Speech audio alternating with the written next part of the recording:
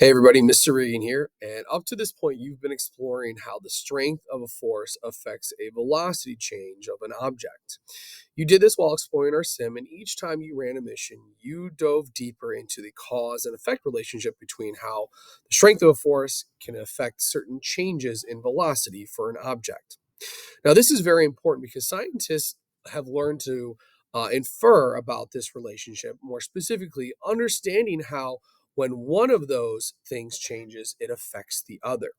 Now, we know infer means to reach a conclusion using evidence and reasoning. So, what do I mean by using this relationship to infer about an object's motion?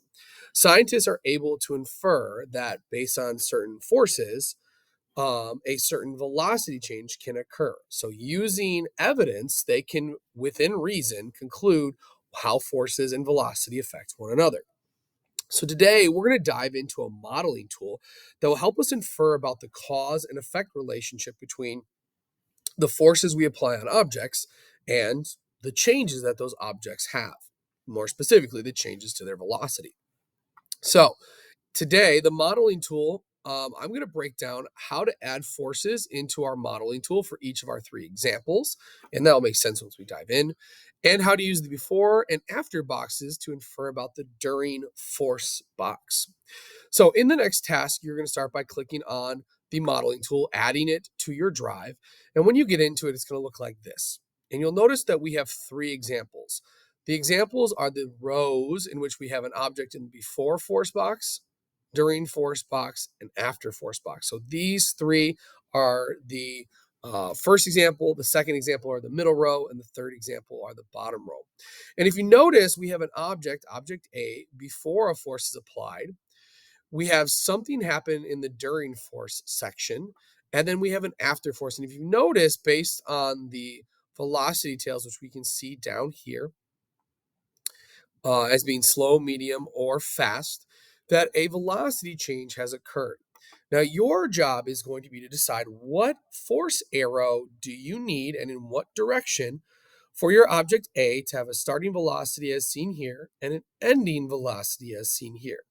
So you're going to select which arrow, left or right, small, medium, or large, would cause the velocity to go from this velocity to that velocity.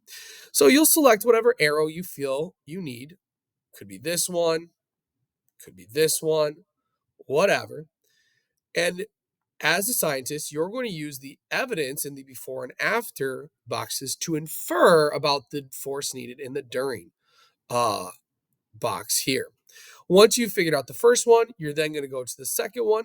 Same thing. You're going to look at the before and after velocity and select what force you feel you need in that column. And then the last one as well, looking at the before and after, deciding which force you need as well. I'm just randomly selecting to show you how you drag and drop in order to create your before, during, and after models. So we have the first model, second model, third model. We have our before force, what the velocity was at the start. We have the after, and then you're dragging and dropping your force arrows into the middle column to show how this velocity would change to that velocity. So take a second in your survey. Do you understand how to add the force arrows into the modeling tool for each of the three examples? And do you understand how to use the before and after boxes to infer about the during force action? If your group puts your X in green, congratulations and good luck. If you put your X's in yellow and red, feel free to reach out if you need help. Good luck, groups.